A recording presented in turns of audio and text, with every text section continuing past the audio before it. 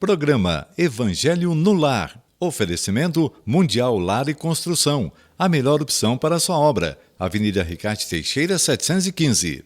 Agropan, um bom amigo do produtor rural. Avenida Senador Bueno Brandão, 139. MIC Imóveis, as melhores opções para transformar seus sonhos em realidade. Praça 22 de Fevereiro, 13. Rotela Engenharia e Topografia, levantamento topográfico, georreferenciamento e serviços de meio ambiente. Rua Major Bonifácio, 518. Mineirada Congelados, Rua Bordeaux, 116, Jardim Videiras. RTI Informática.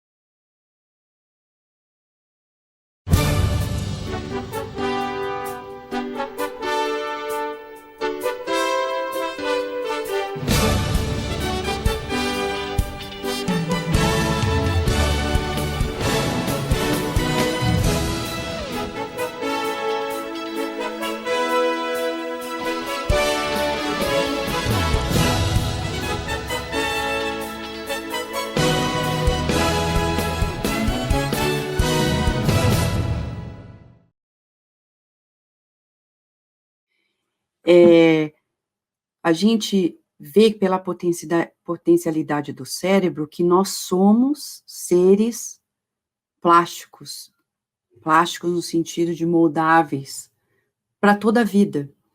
Só que, socialmente falando, nós criamos a criança para aprender. Quando chega na fase adulta, nós ficamos estagnados. Nós paramos. E aí é que é o grande malefício do que está acontecendo. Se a gente for voltar no Evangelho de Jesus, a proposta dele é muito positiva. Ele fala sempre, vamos amar. Como que você vai propor o amor se a pessoa não é capaz de aprender aquilo? Então, é intrínseco no Evangelho de que nós somos capazes de aprender sempre. Jesus mesmo, no livro Boa Nova, por Humberto de Campos, nos traz no capítulo 9, um capítulo sobre velhos e moços. E ele, desde aquele momento, mostra para a gente que todos, em todas as etapas, têm funções maravilhosas. E que a etapa onde muita gente para, ostensivamente, de aprender e se fecha em condicionamentos adquiridos, Jesus vem e diz assim, não, a todo momento você tem sua função. E ele até faz essa pergunta, o que seria da nova geração falando para Simão Zelote, sem que a pessoa mais velha, mais experiente, possa ajudar. Então, você vê que ele reformula a dinâmica social, ele reformula a proposta do ser humano. E como o Luiz trouxe no começo a questão das audionovelas, eu vou fazer um gancho aqui com essa questão do aprendizado via os romances espíritas, sejam escutados ou lidos. Porque em 2014, nós estávamos lendo um artigo científico que a gente comentou num dos nossos podcasts da Kardec Radio, que chama Spirituality in the Brain, onde ali a gente mostra um relato científico fascinante. Foram estudados veteranos de guerra, e esses veteranos de guerra que têm memórias traumáticas, que ocasionaram esse estresse pós-traumático, eles perceberam e ficaram até mesmerizados com um achado, que é possível retirar aquelas memórias traumáticas através da formação de novas memórias felizes. E aqui dando uma dica para todo mundo, que se a gente passa uma experiência difícil, que a gente organize essas emoções e arquive, e não fique voltando. Porque enquanto a gente volta naquilo e fica contando e recontando a história, eu tive câncer, eu sarei, aí todo mundo se apresenta, prazer, eu sou fulano, ex-paciente de câncer. Ou a pessoa teve um episódio de depressão muito forte, eu sou fulano, pessoa que ficou depressiva, já passaram 20, 30 anos, a pessoa já está noutra página, mas ela se rotulou com aquilo. Isso não é bom, porque nós estamos aqui para nos renovarmos. Para chegar a espíritos puros, precisamos aprender a lidar com arquivamento de memórias, de emoções. E ali a gente vai ver num outro estudo científico, mostrando que a leitura de romance, ele não fala os romances espíritas, mas o tipo da literatura é tal qual os romances que nós vemos, por exemplo, de Emmanuel. Se você perguntar por que Emmanuel despendeu tanto tempo através de Chico Xavier para nos trazer esses romances espíritas de há 2000 anos, 50 anos depois, Renúncia, Ave Cristo, Paulo Estevam, não foi só para trazer aspectos curiosos da história, e nem para tratar de questões do cristianismo primitivo simplesmente pelo aspecto religioso, mas para o aspecto educativo. Como diz esse relato, quando a pessoa lê esse tipo de literatura, eles mostram que há uma reformatação dos caminhos neurobiológicos mudando a emoção das pessoas, mostrando para a gente que esse modelo e guia, que é Jesus, ele está vívido nessa literatura através de Lívia, Célia, de Quinto Varro, de Abigail, Estevão, de Alcione, nos mostrando como professores de uma academia de ginástica, que se você olhar, você repetir aqueles movimentos, você vai acabar tendo toda uma anatomia diferenciada. No nosso caso, quando a gente escuta essas audionovelas, quando a gente lê esses romances espíritas estelares, principalmente que vieram através de Chico Xavier, como esses de Emmanuel, ou até os casos relatados nos livros de André Luiz, a gente vai ver que nós estamos ali sendo treinados, não só para uma modificação mental, mas ele tem um impacto físico na nossa neurobiologia, mudando os caminhos neurobiológicos pelos quais nós vamos sentir e agir. Então, isso é importantíssimo saber que essa literatura não está aí a não ser para nos incentivar a aprender o novo. Aqui vem mais um adendo que eu gostaria de adicionar. Nesse novo, existe um estudo, eu só não estou falando o nome de todos os cientistas, porque fica tanto nome, né? O mais importante é aquele que a gente pega, que está ali na literatura espírita. Mas quem quiser detalhes, pode escrever para a Josi, para o canal aqui, a gente responde até nos comentários e põe os relatos científicos ali para referência de quem quiser mais. Mas existe um relato científico que é da física com a ciência, muito bonito, mostrando para a gente que os nossos erros, eles não acontecem no momento da nossa decisão. Eles perceberam que é no momento em que a gente decodifica os estímulos da vida, interpreta a vida. Mostrando para a gente que a gente não vai tomar novas decisões, por exemplo, eu vou parar de fumar, aqui, na hora. A gente tem que fazer um estudo profundo de como eu estou sentindo a vida, de como eu vejo a vida, para mudar a programação anterior à decisão de pegar um cigarro, de pegar um copo de álcool, de entrar em distúrbios sexuais, etc. É anterior ao momento da decisão, é na interpretação da vida.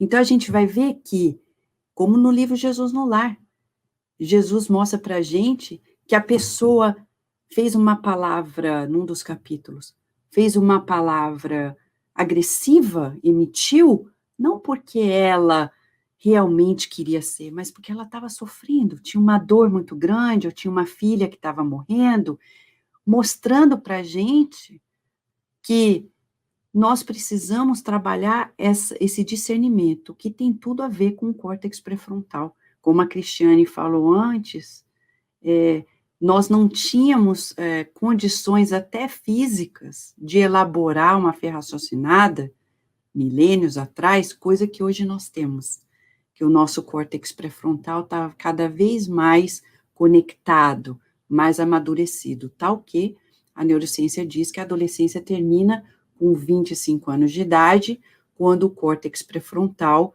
já está num nível de maturação compatível com o adulto. Então, são curiosidades da ciência que vêm reforçar, algumas evidências científicas que vêm reforçar que esse tesouro espírita que a gente tem, o Consolador prometido através da luz da doutrina espírita, vem para nos catapultar para um novo momento, capacidades que a gente ainda não sabe que tem.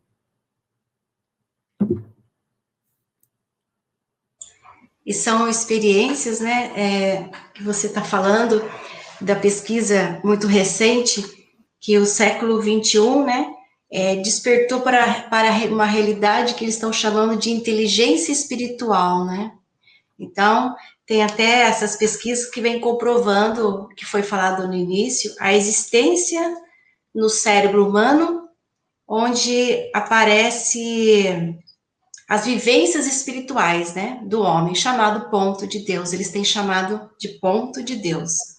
Então, fala outro fator que, como você abordou bastante questões do evangelho, que é sobre a gratidão, que a gratidão, ela muda o nosso cérebro, né? Então, segundo pesquisadores aqui, relato que o cérebro se condiciona a ser grato. Então, nós somos muito sensitivos, né? Nosso corpo é sensor, né? Nós temos muitos sensores que conectam a essas ideias, esses pensamentos, e aí entra mesmo, né, na questão de plasticidade neural. A gente se adapta àquelas ideias e se faz bem, que bom, eu senti bem. Aí você vai continuando, né? Por isso que fala que bons atos geram bons hábitos, né? Eu fiquei também lembrando, enquanto eu estava ouvindo, do quanto muitas pessoas já tiveram a oportunidade de experiências. A gente costuma chegar por meio do estudo, eu também tenho esse perfil da gente vasculhar, pesquisar, aprender, é o caminho, inclusive, que o próprio Espiritismo nos convida, né? Instruí-vos, amai-vos, instruí-vos. Mas eu fiquei lembrando de casos que a gente sabe, de pessoas que conseguiram atingir esse estágio de consciência quando percebe a conexão que existe, corpo, mente, espírito, é tudo uma única coisa, que tudo se influencia, a conexão com o divino, com o sagrado, com o transcendente, o quanto que a harmonia nossa com o ambiente, como tudo isso é uma única coisa, e alguém já disse isso no chat. Então, mais uma vez eu trago, a gente tem experiências práticas de pessoas que conseguiram atingir isso, e eu lembrei do próprio Jung, que é eu sou fã dele, porque, enfim, ele, quando é interpelado, né, interpelado a respeito da sua crença em Deus, e a gente está falando aqui da história da crença, ele fica ali em Maus Lençóis naquela entrevista, porque tem isso filmado, dá para assistir e ver a reação dele, ele não sabe bem como ele reage, porque era muito difícil de se explicar numa frase. Então ele foge da palavra crer, e ele fala assim, eu sei, I know, eu sei. E para quem vai estudar e entender o que ele quis dizer, ele é uma dessas pessoas que inclusive tentou se esquivar da questão da religião, de Deus, do divino, do sagrado. E ao fazer as suas pesquisas científicas, ele mergulha nisso. Então, quando ele fala eu sei, ele diz assim, não é questão de acreditar, isso é. A vida é espiritual. A vida é divina. Deus é. Então, pela própria formação da psique, a psique é espiritual. A psique é crente em Deus, é algo que ele diz, eu não tenho como escolher, deixa eu ver se eu quero acreditar no divino, no sagrado, em Deus, deixa eu ver se eu prefiro que não, deixa que eu vou ficar só com a ciência. E diz, isso é uma rebeldia da nossa parte, mas não é algo que está à nossa disposição. E ele vai estudar os religiosos místicos, né, desde antes do Cristo, eles que tinham por experiências místicas a conexão com o divino e a transcendência e a compreensão de que como que tudo se influencia no todo e o todo influencia o uno. Então é algo que a humanidade vem amadurecendo, mas que em termos de experiência, eu volto a dizer, ainda que não seja um caminho racional como que a gente conhece, é o que a gente tem à disposição para chegar nos nossos passos de acordo com o nosso caminho, mas existiram outras experiências de outras pessoas que conseguiram trazer para a gente. Tem um livro que é lindo também para nós, os leigos, a gente entende esse livro. Ele é de um neurocirurgião, chama Uma Prova do Céu, ou A Prova do Céu. É Dr. Eben Alexander III, e ele conta a sua experiência, é isso que eu digo. Ele fez de tudo para não acreditar e para dizer que não existe nada além da matéria, que tudo o cérebro se explica pelo cérebro mesmo.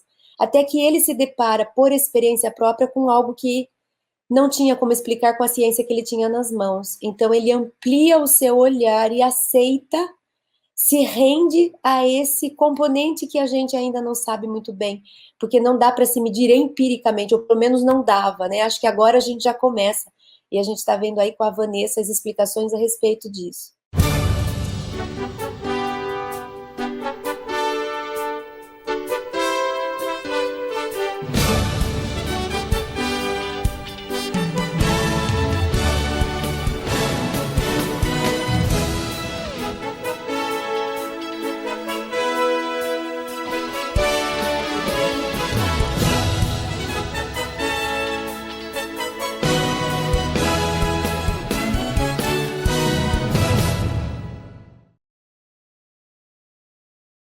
Mundial Lar e Construção, a melhor opção para a sua obra. Avenida Ricardo Teixeira, 715. Agropan, um bom amigo do produtor rural. Avenida Senador Bueno Brandão, 139. MIC Imóveis, as melhores opções para transformar seus sonhos em realidade. Praça 22 de Fevereiro, 13. Rotella Engenharia e Topografia, levantamento topográfico, georreferenciamento e serviços de meio ambiente. Rua Major Bonifácio, 518.